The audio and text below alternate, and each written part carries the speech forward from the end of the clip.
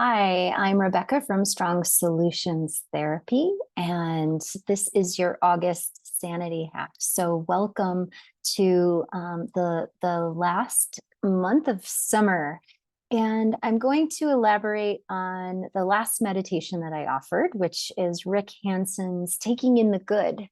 Right. So our brains are neurobiologically programmed to have a negativity bias. Now, this has helped our species survive. A negativity bias means that some part of the brain is constantly scanning for a potential threat or a potential danger. And in the past, while it was kind of physical threats like saber-toothed tigers and the potential of kind of meeting someone who could devour us on a physical level. In the modern world, that threat has turned to emotional threat can create a very similar response in the nervous system. So emotional stress, emotional tension, and that's why psychotherapy can be so helpful, because it helps you actually move through those stressors and tensions and bring down your actual physiological stress and response to that stimulus. So focusing on the good, finding the good is one way that the new brains research is showing us that we can help build emotional resiliency and build mental strength and mental well-being, which translates into physical well-being and physical strength and physical health. So Rick Hanson, again, created this process called HEAL, and it's a practice of 4 steps to take in the good. Now, in June, I offered you the first 3 steps. The H, have a positive experience. Look for positive facts. E, enrich it. Savor the positive experience. Like, let the amount of time that you're in that positive experience, allow that to literally expand and savor that goodness. The A is to absorb the positive state. So you're going to look for it, look for a positive experience, and I'll give you an example in a moment. And then E, enrich it, savor it, stay with it, kind of notice more about it, get more curious, notice the nuances, the sensations in your body. And then A is absorb the physical state. And I kind of see it as like kind of imagining that positive experience kind of hitting each and every cell of my physical body. So really like absorbing it like you would absorb sunlight, or absorb it like you would absorb water into your system, or nutrient, right? Or a good piece of music. You're going to just absorb that positive state.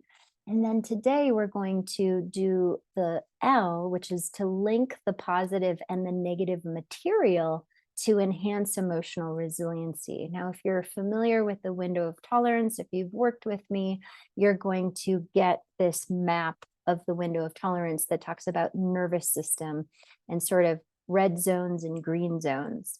And so what we want to do is widen the window of tolerance so that we can flow with more of life's ups and downs and still be in a good optimal zone.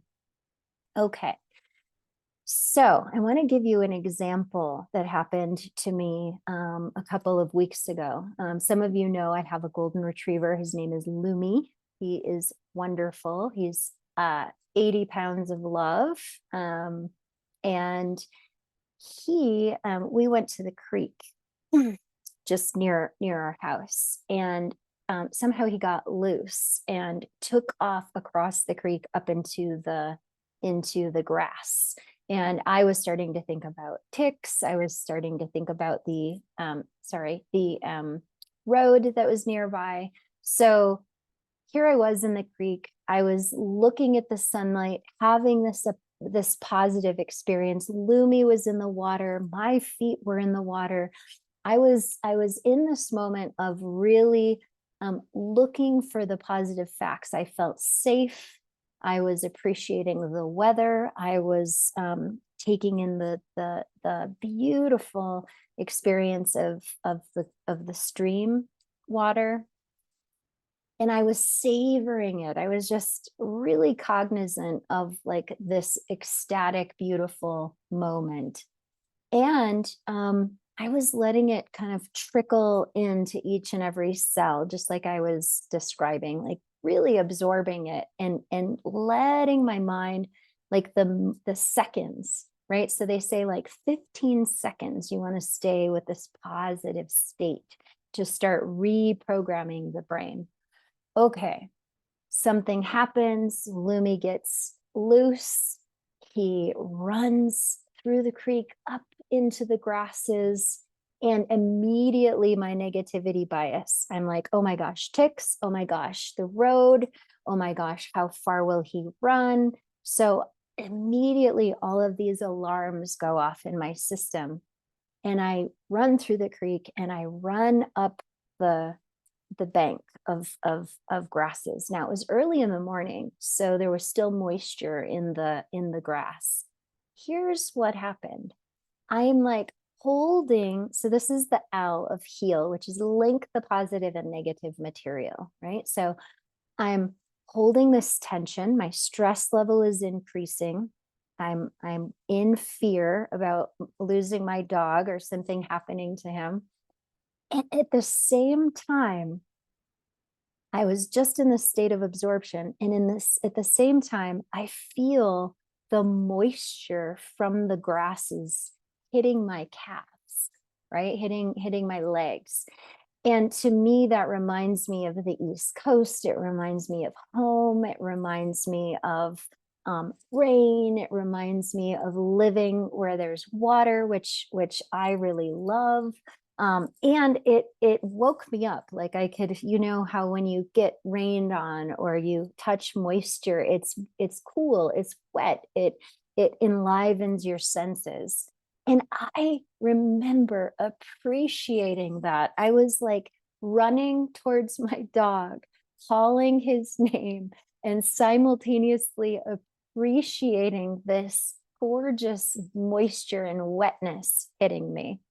So I realized in reflection and kind of in that moment that I was linking the positive of the sensate experience with the potentially negative, with the experience of stress and fear. We would call that negative material. And so there's something about the power of holding both, and there's something really, really potent about holding both. And again, if you see that window of tolerance map, when we can hold the negative and positive material together, and even when we're holding the negative, we actually are able to bring the positive forward. We widen that window of tolerance, which means we increase our emotional resiliency, which means we function better with stress. We metabolize the stress and are able to stay focused on our task for that day. All of that creates resiliency, emotional resiliency, which impacts and increases mental and physical resiliency as well. So there's practice, HEAL, have a positive experience, literally look for positive facts. Again, wow, look at the beautiful sun, look at the sunlight coming through.